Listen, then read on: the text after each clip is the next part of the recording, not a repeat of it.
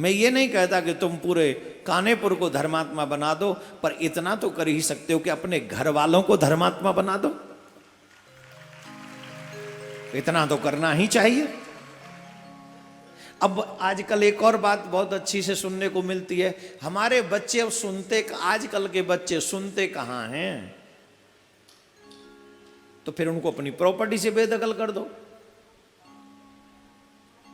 पढ़ा दिया लिखा दिया, अपने आप करो खाओ। तो हमारी नहीं सुनते, हम तुम्हारी नहीं सुनते, है तो तुम्हारे पास। रात दिन झूठ किसके लिए बोल रहे हो तुम? रात दिन झूठ किसके लिए बोल रहे हो? मेहनत किसके लिए कर रहे हो? कमा किसके लिए रहे हो? जमा किसके लिए कर रहे हो? उसी संतान के लिए जिस संतान को तुम कहते हो वो सुनते नहीं। अपने लिए नरक के दरवाजे खोल रहे हो उनके लिए, और वो तुम्हारे कहने से अपने लिए स्वर्ग के दरवाजे भी नहीं खोल सकते। तो कैसा संबंध है ये? किस लिए संबंध है ये?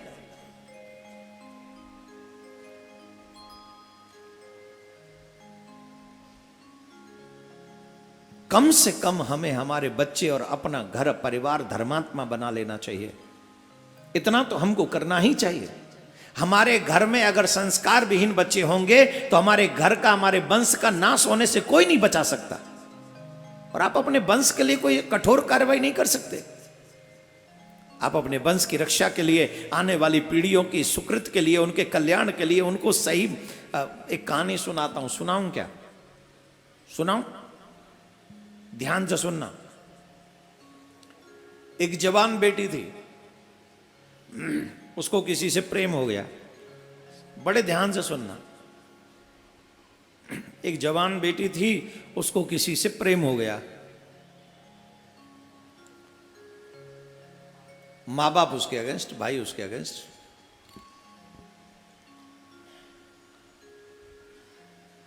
अब भाई बड़े हट्टे कट्टे, कोई हिम्मत भी नहीं करता। क्या करें?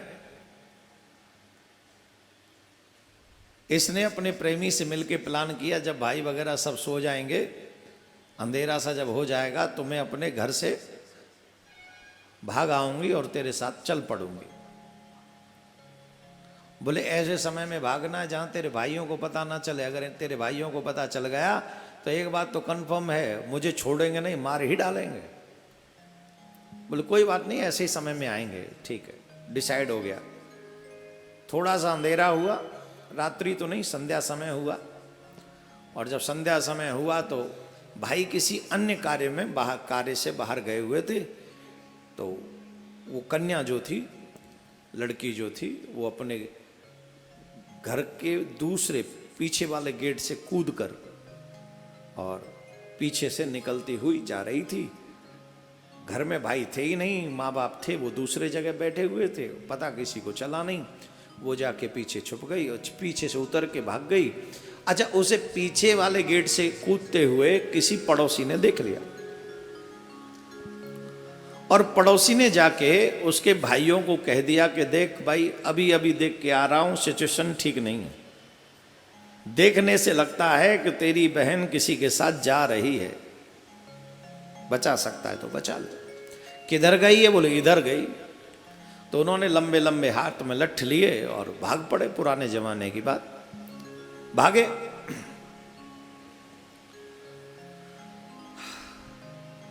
उनको भी उनके भागने की आवाज सुनाई पड़ने लगी।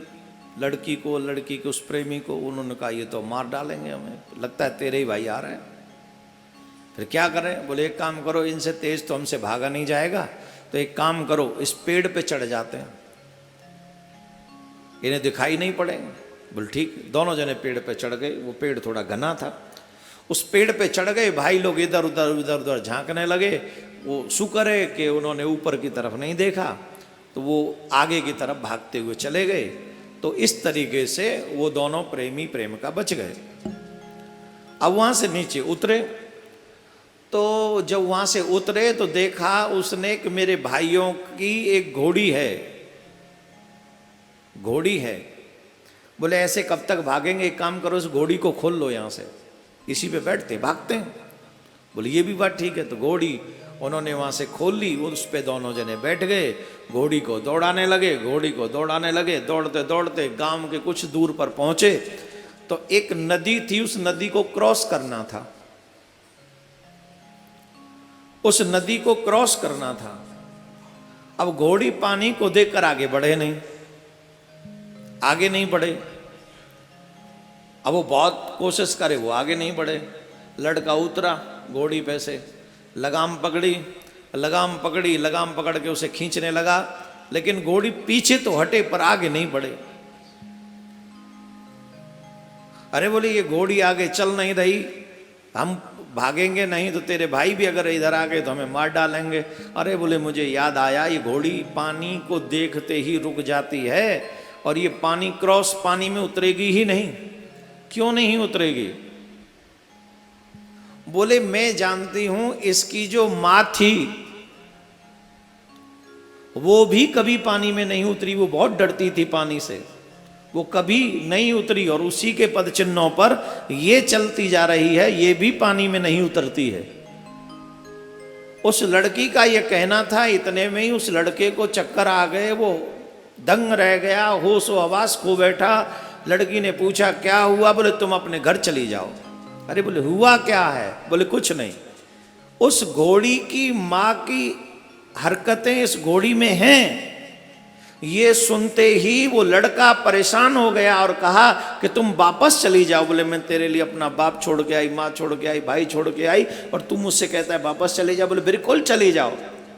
बोले क्यों? बोले जब पशुओं में अपने माँ के गुण आ सकते हैं तो जब मैं और तुम शादी करेंगे और जब मेरी बेटी जवान हो जाएगी तो तुम भाग के शादी कर रही हो, यही गुण मेरी बेटी में भी आएगा।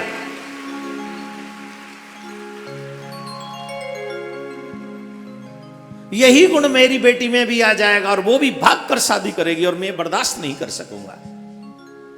मुझे अब पता चला कि मैं तुम्हारे भाई को और तुम्हारे बाप को कितनी बड़ी तकलीफ देने जा रहा था। ये कहानी तो छोटी सी है लेकिन शिक्षा बहुत बड़ी है। हम अपनी मर्जी से जो उलट फेर उल्टी बातें करते, सीधी बातें करते हैं, हम सिर्फ अपनी लाइफ डैमेज नहीं करते, आने वाली नस्ल खराब कर रहे हैं हम लोग। आने वाली नस्ल खराब कर रहे हैं।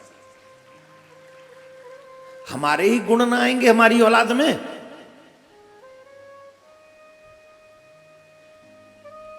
ऐसा तो संभव नहीं है कि हम व्यभिचारी बने रहें और वो सत्यवान सावित्री हो जाएं। Is it possible? आम बोओगे आम मिलेंगे, कांटे बोओगे कांटे मिलेंगे, फूल बोओगे फूल मिलेंगे।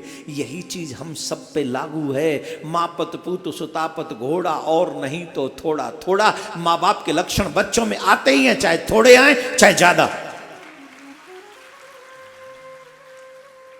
ये कहानी उन युवाओं के लिए है जो अपनी माँ बाप की इज्जत, उनकी परवाह किए बगैर अपने जीवन के गलत डिसीजन खुद से लेते हैं।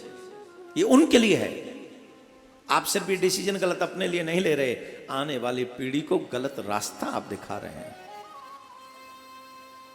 इसलिए मैं आप सब उपस्थित लोगों से एक प्रार्थना करूंगा।